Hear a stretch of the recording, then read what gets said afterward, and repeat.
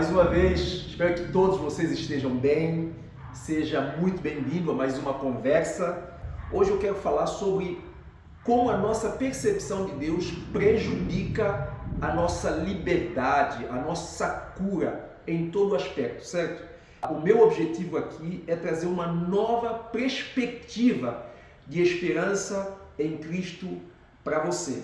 Hoje falaremos de um assunto muito importante e transformador.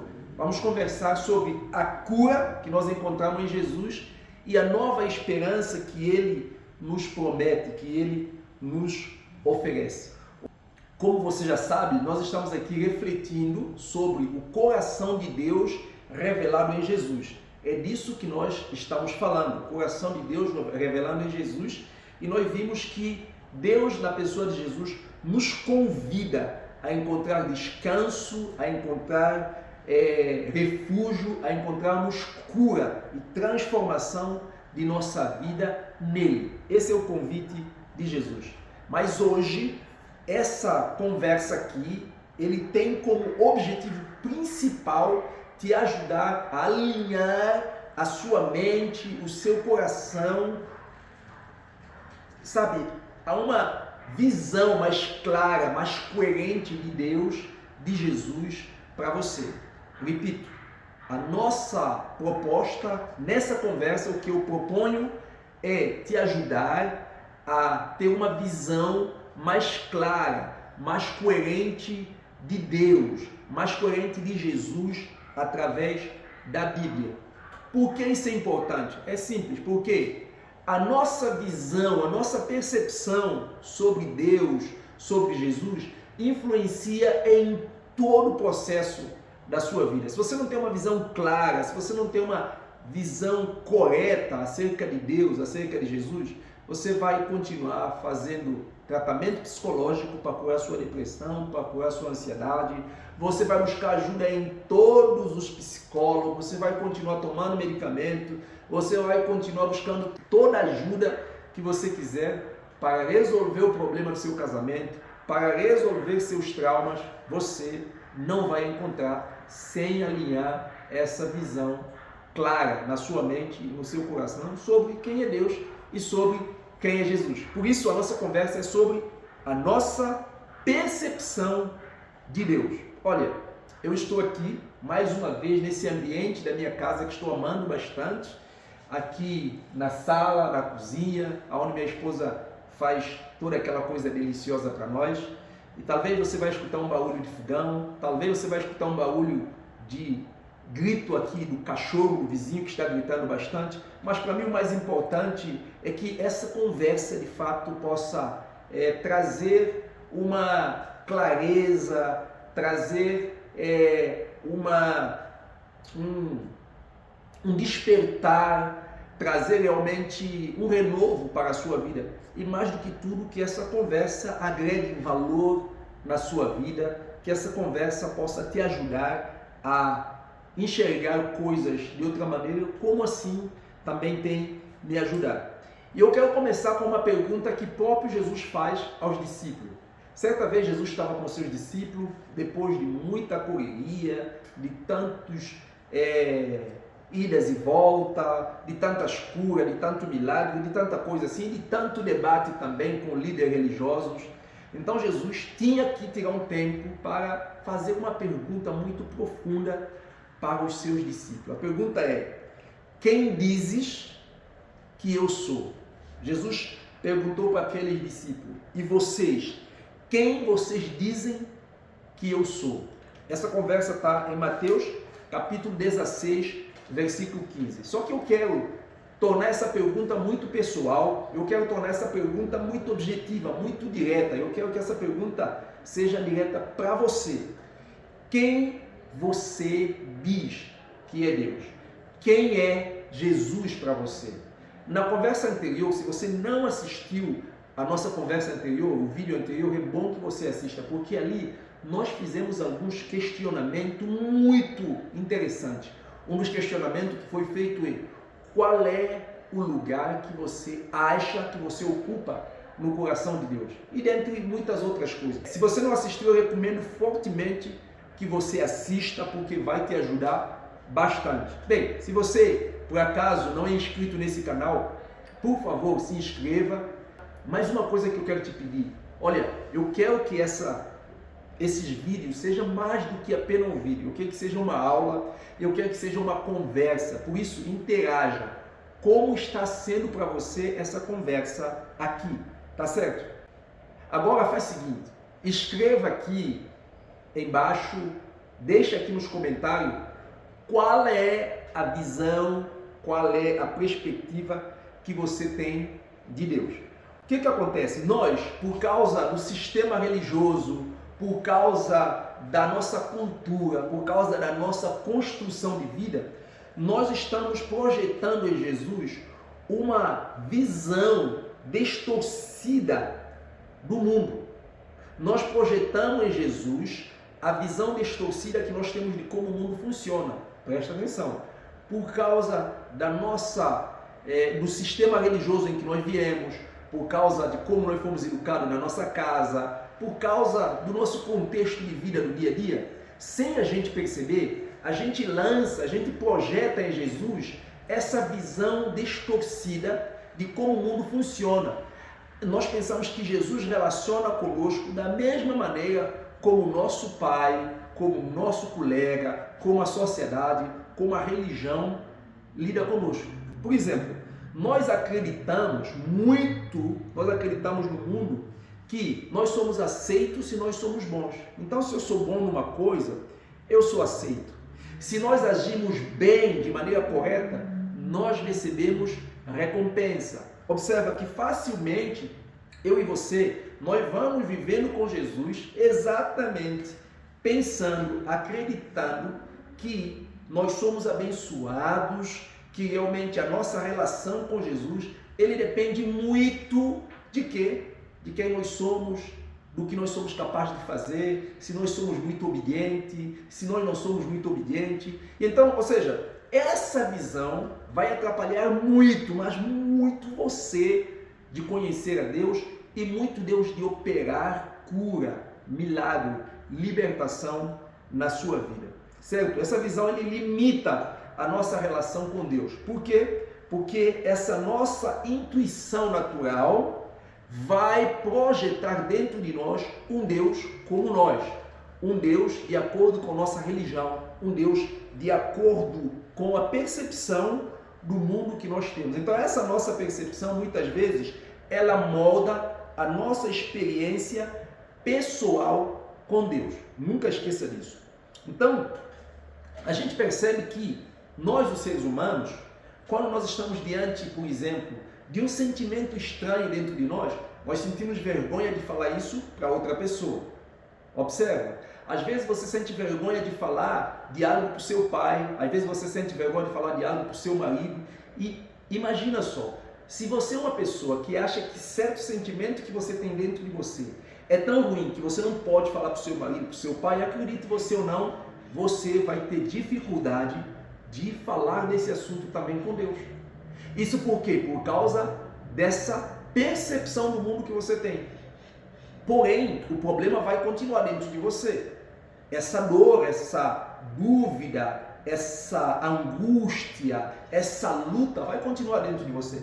Por exemplo, se você é uma menina e começa a perceber que você está tendo um jeito meio masculinizado, e aí você fica com vergonha de se posicionar, de buscar ajuda, por que vão achar de você? Principalmente hoje, nós estamos num mundo de muito preconceito.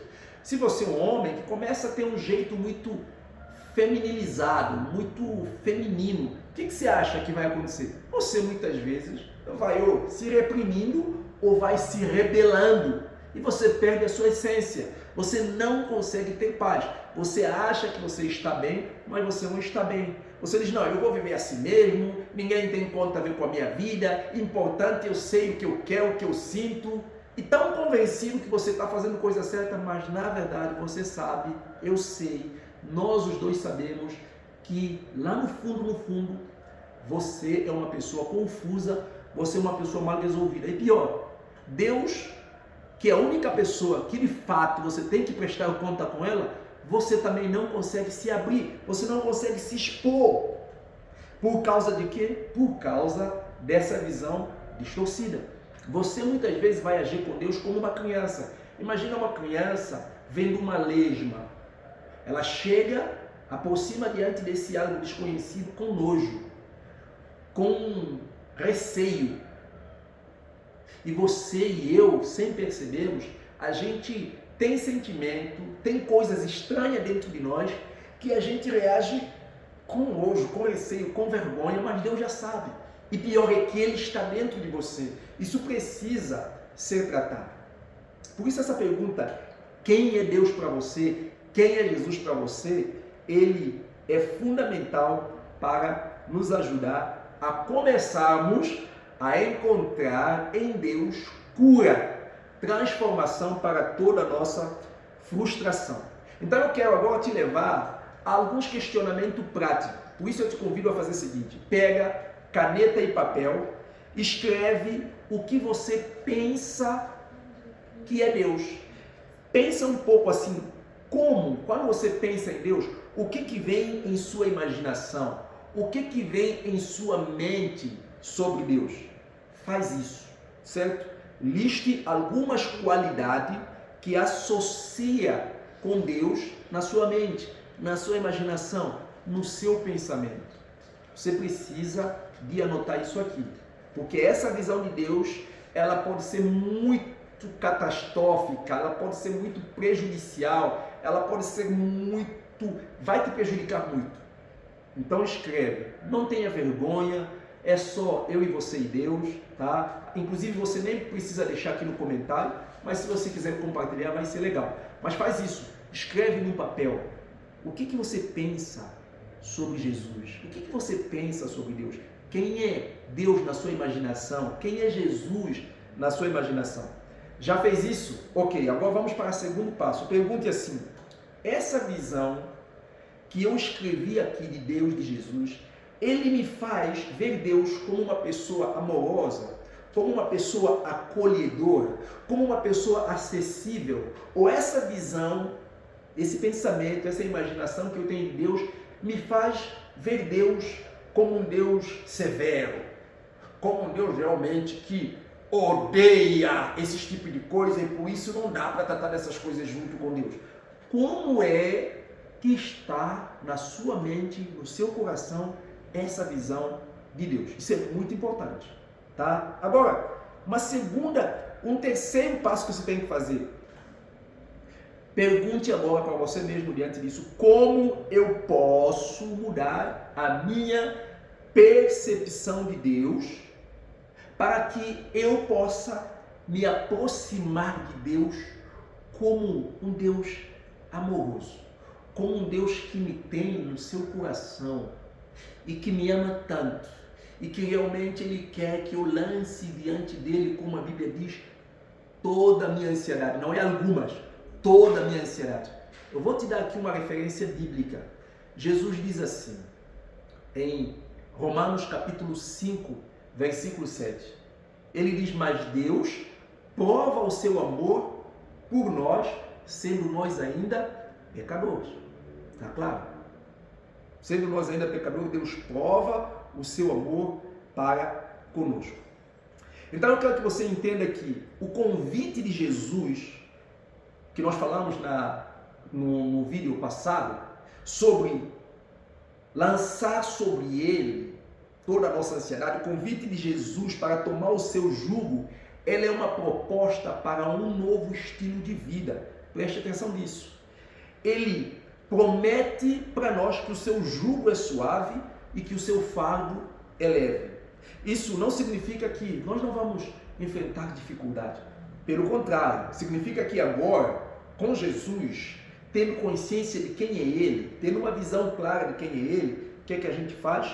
Nós vamos enfrentar as nossas lutas, as nossas dores, as nossas confusões com uma nova perspectiva de vida, ciente de que Deus vai nos ajudar.